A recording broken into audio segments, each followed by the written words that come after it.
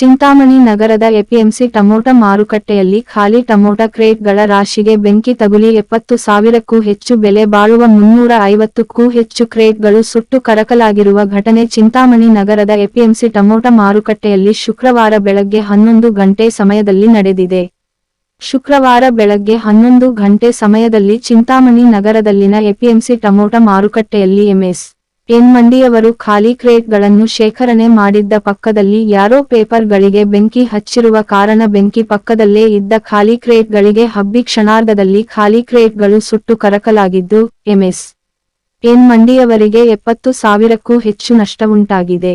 ಇನ್ನು ವಿಷಯ ತಿಳಿದ ಕೂಡಲೇ ಸ್ಥಳಕ್ಕೆ ಚಿಂತಾಮಣಿ ನಗರ ಠಾಣೆಯ ಪೊಲೀಸರು ಹಾಗೂ ಅಗ್ನಿಶಾಮಕ ದಳದ ಸಿಬ್ಬಂದಿ ಭೇಟಿ ನೀಡಿ ಪರಿಶೀಲನೆ ನಡೆಸಿ ಮುಂದಿನ ಕ್ರಮ ಕೈಗೊಂಡಿದ್ದಾರೆ.